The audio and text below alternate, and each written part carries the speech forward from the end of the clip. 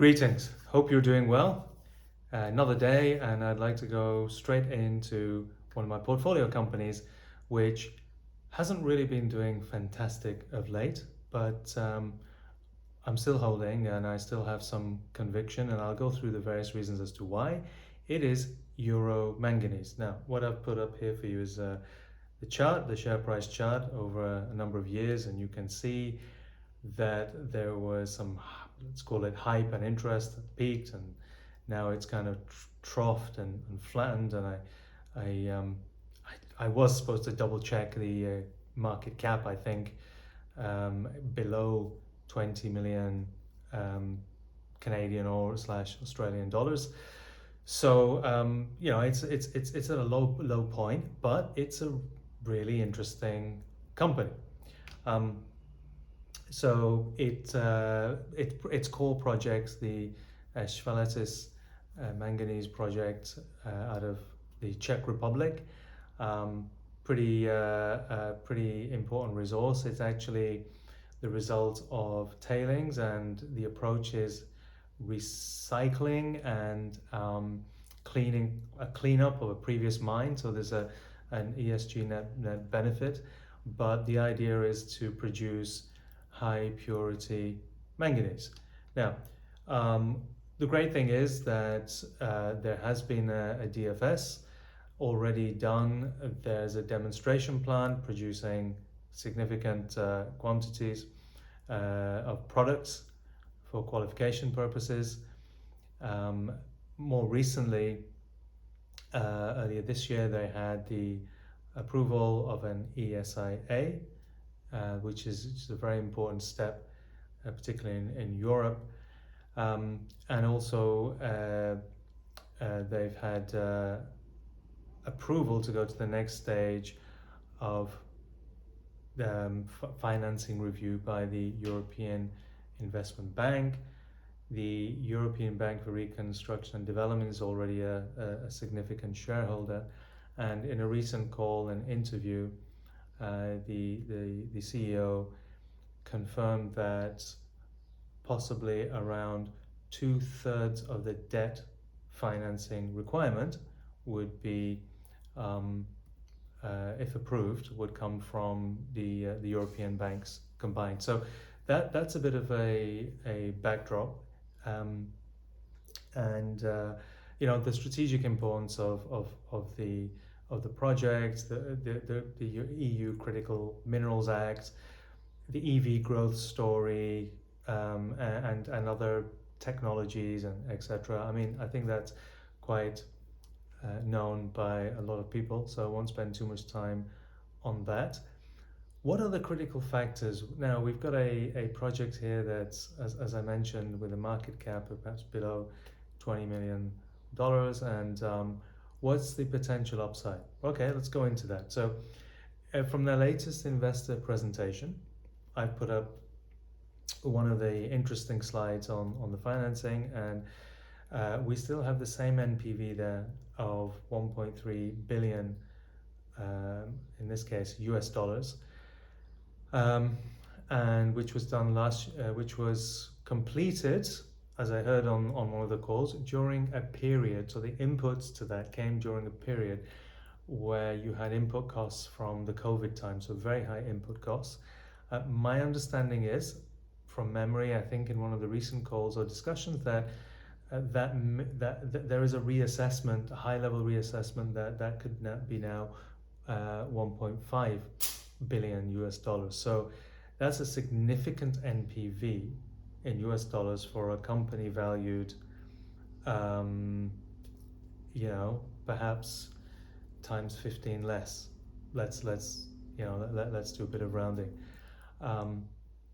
And okay, the financials look pretty good and look pretty compelling, but obviously there needs to be more work on this to refine. But is there demand for manganese? That's a crucial thing. And this is where we go on to this slide, and as you can see, there's a funnel of interest. Now, right at the bottom of the funnel, that's where you have interest in the more advanced offtake agreements. And this is where I kind of bring things together. So at the moment, there's a term sheet with Umicore, and the good news is that Umicore is a battery cathode refining manufacturing uh, company, if I got that right. And the good news there is they already have been successful in concluding a loan of 125 million euros from the European Investment Bank. That was for Europe's first production facility for cathode active materials. And they've also been granted an additional 350 million euros for RD&I, for rechargeable battery materials for the EV value chain. And Umicore is the one that's at the most advanced stage in offtake discussions with the term sheet actually with Euro Manganese. So that's positive. That link between the EIB, Umicore, and here. Um, Now, bringing things together, what would be success? What would make this company look more credible to other investors? And from what I heard, these are the following critical factors. Although this project is not expected to get into production until 2028, my understanding is that there could be a critical shortage emerging for manganese from in the EU from 2026. So that's positive headwind, tailwind, whatever. Um, and uh, there was quite a smart loan agreement agreed with Orion, where there's an option for potential offtake agreements later and some royalties and funding. It's non-dilutive. That comes in tranches, and the success factor to gain access to the additional funding there and for the project to move forwards is the following. They've got to sign a critical mass of offtake agreements. This will allow them to move to FID, final investment decision, and that unlocks significant additional funding um, from all directions. That is the crucial kind of catalyst, or those two elements. It's the offtakes and then getting to FID by the end of this year. If that happens, I'm pretty confident that there would be some form of re-rate, and when you're down at when you have a potential um, NPV of 1.5 billion US dollars versus a current 10 to 15, well, let's say 15, actually, 10 was a bit low, 15 million US dollars market value.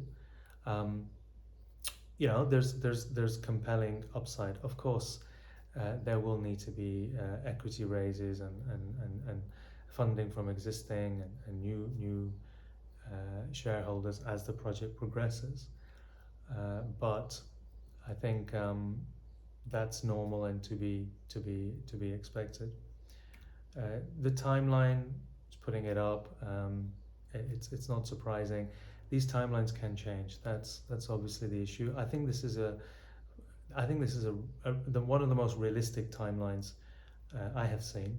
I.e., it's not sort of promising 2027 or even end 2026. I mean, 2028 is fair time, fair distance away. So I think from that perspective, it's quite credible, and given where the project is at and who is involved in terms of stakeholders, I think it's encouraging. It's encouraging what I've heard so far, and it's encouraging I'm encouraged by the CEO because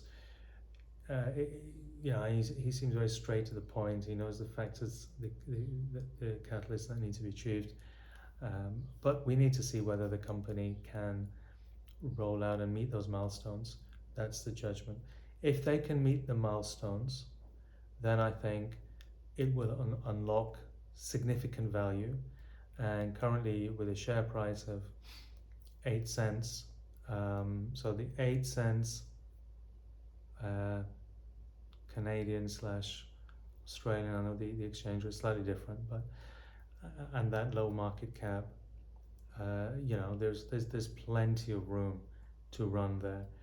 Um, in terms of the demand and what manganese can be used in and which part of the cathode and which battery types and chemistries, I won't go into that because people have their own view as to what is the dominant battery in EVs at the moment, and what's China doing, what's